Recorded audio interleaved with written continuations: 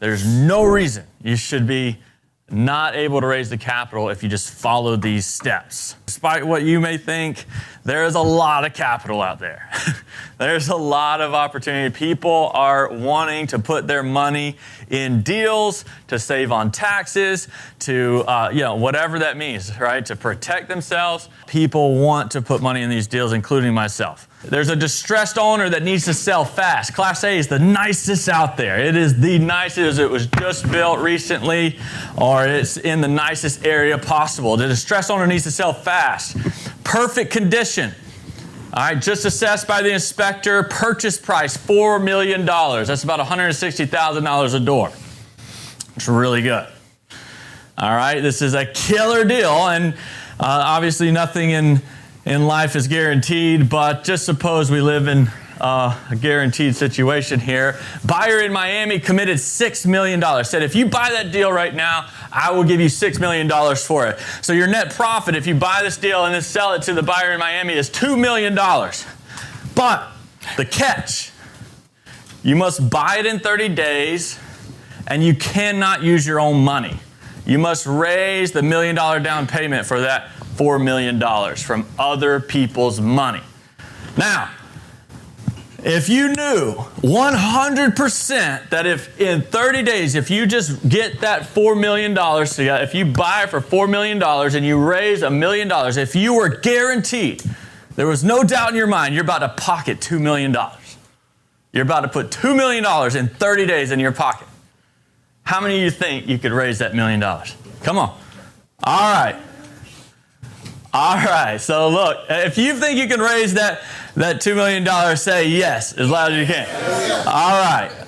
All right. So look, the situation here is you got to understand you do not lack resources, you lack resourcefulness. It's about how passionate you are about it, how convinced you are. If you know that you're about to pocket $2 million, you're going to figure out a way to get that money, all right? And every single one of you has that killer instinct or you wouldn't be here. Key number 1, troubleshooting low, no conversions. This is very important. Why you aren't getting interest. Here's one reason. Number 1 is the deal is not in their buy box. So you're targeting the wrong person, right? Why you aren't getting interest in your deal is potentially because, and we're going to talk about who is the right person. We're going to talk about where to find the right person. But if the deal is not in their buy box, it doesn't matter how good of a deal it is, they're not going to do it.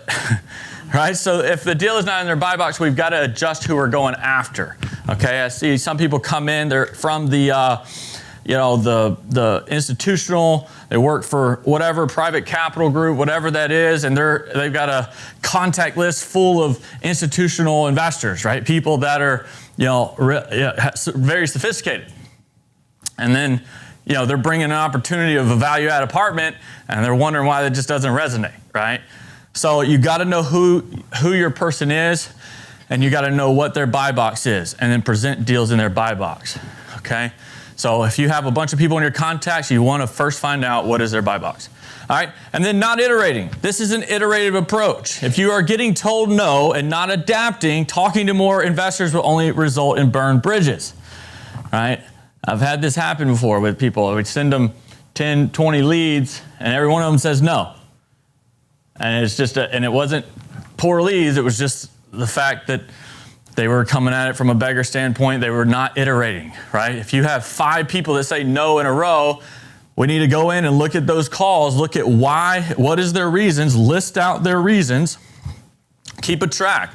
I mean, just because someone says no, that's exciting, because as long as they give you a reason, right? If they just say no and hang off, then that's not exciting, right? As long as they give you a reason, you know what to do. You have you have ammo for the next time, right? If you approach every investor call this way, you're going to make massive progress and you're not going to repeat the same mistakes. I was just hearing a guy say, you show me the student. It was a really successful guy. He said, if you show me the student who does not repeat the same mistake twice, he will skyrocket to the top of his industry. It sounds simple because it is simple. If you just do not make the same mistake twice, you will go really fast, okay? Return of capital is more important than return on capital. All right, capital preservation versus appreciation. Investors want to protect their downside more than anything, right? I think it was Charlie Munger. I talked about this quote a lot. Charlie Munger, he said, show me where I'm going to die and I will not go there. That's all I want to know is show me where I'm going to die and I will not go there, right? Saying I just want to protect my downside. So just remember that. We've got to show that you've thought through the downside. You're not just pitching this pie in the sky opportunity. What happens if things go wrong? How do we know that your capital is going to be protected? So if you truly have a life-changing deal, people will be excited. Keys to making your deal so good, people will feel stupid saying no. All right? Number one is exclusivity. Write this down. Exclusivity. First, we need to create exclusivity, and what that means is 3 to 5 easy to understand points that makes your deal stand out. So let's go over an example. We are paying $10 million for this property that the owner paid $6 million for 5 years ago. How much more property would you have bought back in 2019 knowing what you know today? Right? Example 2, a direct competitor to our property just sold 6 months ago with similar amenities for $95K a door. We are paying $75K a door. Okay, exclusivity.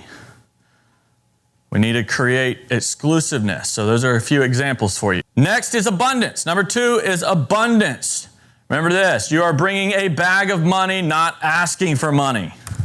An investor is not going to give you validation and a check.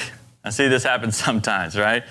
We go to an investor and a very successful person and we want to get their advice on the deal, right? We're thinking maybe I can pitch him to jump in. Maybe he's going to love it. They're not going to give you validation and a check. That's called charity. All right? They want to know that you are determined and you are going to do it no matter what. All right, no matter if they give you money or not, you're going to get that deal funded and it's got limited opportunity. All right, we expect to be fully subscribed quite quickly. So this is something you can say. Or I do need to let you know that I have several people looking to invest and I need to get back with them, but I wanted to make sure I reached out to you first. Where are you at with the investment? Okay. Or I'm about to send an email out to our list and we have around 13,000 people on that list. Okay? Which if you're using us, if you go through the REI funding system, we have about 80,000, but may sound a little bit unrealistic for them. Scarcity is number 3. We only need 1.5 million. We already have commitments of say, $200,000 and most people are investing around 150,000, so we were just looking for about 6 to 8 more people. Sounds a lot fewer people in that context, right? You got to raise $1.5 million. Well, that's only, 10 people at 150. So you got 2 people already in. You just need, 6 to 8 more people of an average of 150K. So that makes it sound a lot more scarce, right? There's only a few more spots left in this deal. And then we are closing on closing date. Obviously, you'll need more information, right? You saw that in the script yesterday, but that brings down the barriers. They can continue the conversation and not feel like they need a yes or no right there. You don't want to ask people for capital over text, right? You want to ask them to make a commitment over a call, right? In your contact list, and so it could be any type of investor. So what you're doing right now is you're taking all the people that say, yes, I'd want to know about an opportunity, and you're finding out what their desires are, what their buy box is, what their goals are, and you just need to make a list of those people in a spreadsheet, all right, or in your CRM, Dealfire CRM, okay? And so that's just a full list of all the people in your current contact list with different goals, right? So then you can match the opportunities. But to scale, to actually take your capital raising efforts and create like the 40 million in 12 months, to be able to do things at scale, we've actually got to narrow down who is our avatar, who is the person that we are typically targeting, so then we can create marketing efforts around that. Because if you're going to start targeting cold investors, that's where you really need to say, this is who I'm for. All right, your investor avatar is a clear profile of the exact person you want to attract as a passive investor. Okay, example is dentist, right? I don't know if I have Yeah, so here's an example. So research your avatar. So this is going to guide you in posting and attracting endless leads later on. So pains, what are they struggling with? So example, dentists, doctors needing to work with their hands, and everything is dependent on them continuing to work, right? So dentists and doctors, if that's your client, I know several people. We have a friend that's scaled an entire capital group that's just based off targeting investors who are dentists, right?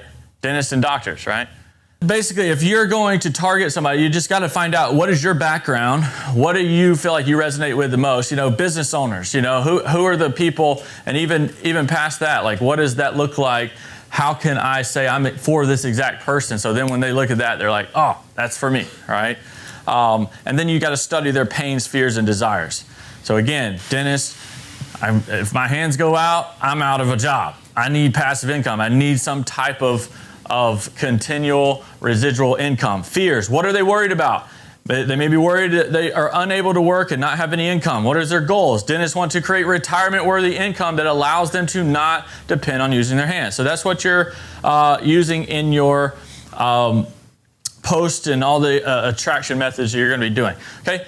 I help niche achieve goal through passive real estate investing without pain points. Okay, so going back to the dental practice owner, I help dental practice owners replace their income and create generational wealth through passive real estate investing without the stress of managing properties. This is going to be huge, guys. It may seem like I'm juggling a lot at once. I'm trying to find deals, keep up with brokers. I'm trying to talk to investors. But I'm telling you, you just stay in that grind for a little time and you will build relationships and create and attract these relationships. You're going to be attracting deals. You're going to be attracting capital partners. It's just a short time of an uphill climb that will pay off. Amen? All right.